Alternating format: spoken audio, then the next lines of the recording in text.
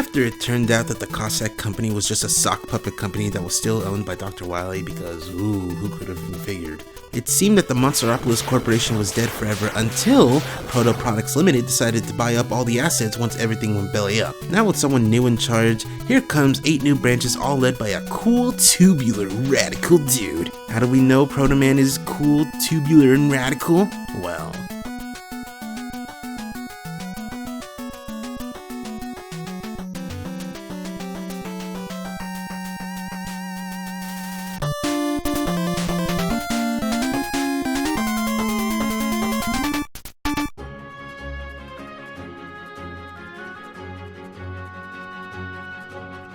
Starman is stationed in space! Not in an alien world, just space. Sure, it's actually a space station floating above Earth, but still, he's hired some space station guys to help around the office, like bounders, dachshunds, missiles, space mets, and toss machines. Starman himself is a robot after my own heart. Romantic, emotional, sentimental, and dreams of exploring space with a love of his own. Does that make him a good boss? Not necessarily, but hiring the right people to defend a space station in space does. Starman is a good boss.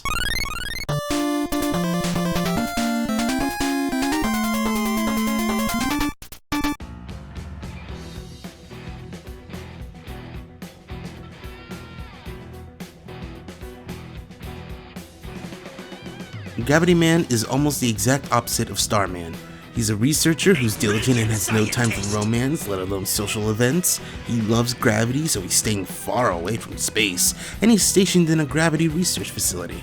This dude fucking hates space. He's hired Nobitas, the Power Muscler, Pucapellis, and Susie G's. This place kinda sucks, to be honest. Just a bunch of areas where gravity switches around. Gravity Man is an okay boss. Whatever.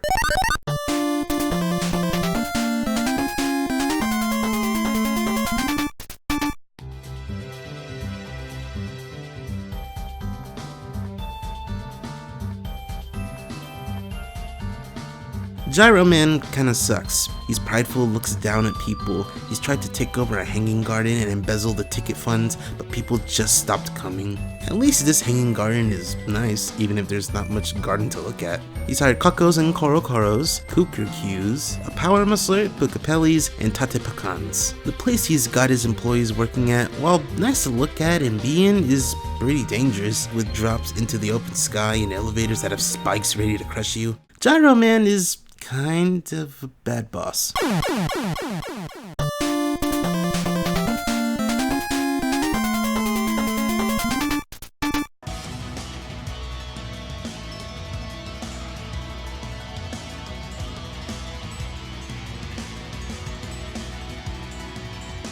Crystal Man is kinda shady. He's got this mystical air around him.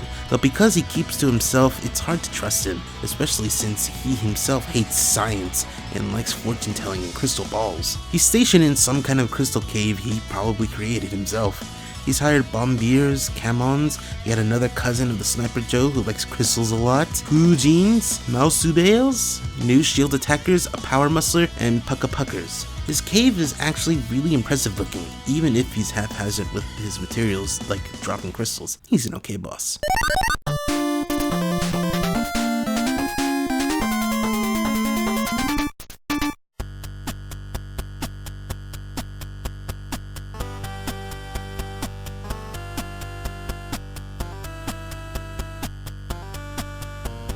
Napalm Man is a literal walking weapon, which makes people nervous, but he's also very diplomatic, loyal, and just loves weapons. He even built his own weapon museum, which no one visited. He's stationed specifically in Vietnam, which is worrying for historical reasons. He's hired bomb thrones, cannon mets, robot tigers, missiles, Tavons, Hudons, Apache Joes, and a Power Muscler. His area, despite being uniquely historical, is actually quite dangerous for that very same reason.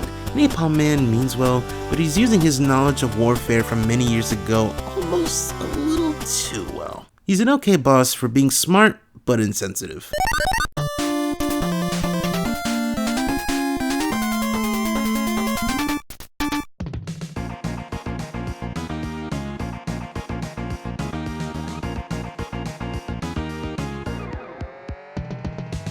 Stone Man already gets some brownie points because he's good friends with Guts Man, America's sweetheart, but he's also genuinely pretty kind. He likes good movies, long walks with a nice oil drink, and is strong-willed, albeit a little stubborn and disliking of stingy people. He's stationed not in a mining facility, but specifically a very high, tall mountain. He's hired Met Mommies and their babies, Mo Subails, Rock Thrones, Tatepakans, and Tabans. Not to rain on this dude's parade, but he's hired some goobers. Maybe he believes these are the best of the best. He's a good dude, but is he smart? Kinda. He's still a good boss regardless.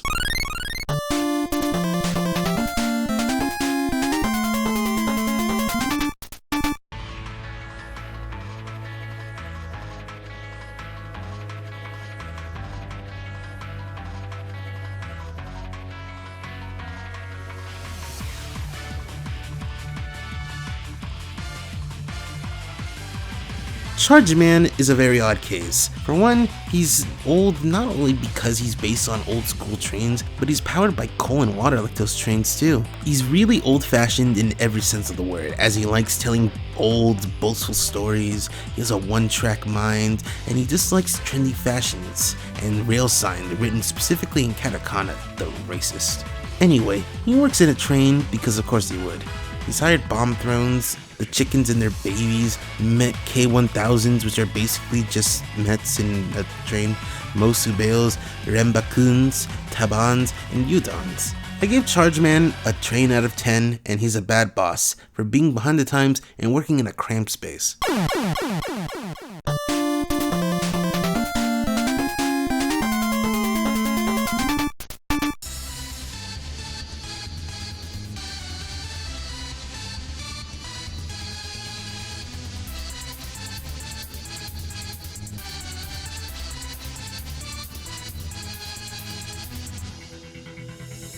Wave Man is difficult to be around. Not only is he prone to mood swings from bawling to unbridled rage, but he's also personally antisocial and will probably talk about how he fucking hates pollution. He's stationed in a dam where he's hired Irukans, Rider Joes, V's, and the only higher up he trusts, Octoper OA. Despite being a very hands-off boss who'd rather not get involved with his workers, he's hired literally only 4 types of people whom he trusts more than anyone else.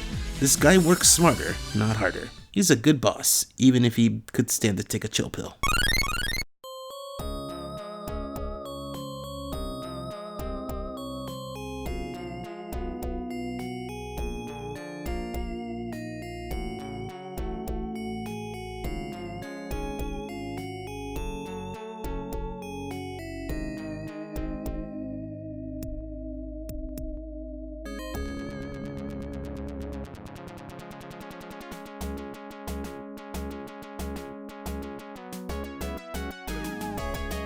Mega Man 5's Robot Masters are a little all over the place, because you've got Gyro Man being a bad boss, but you've also got Napalm Man being an okay boss.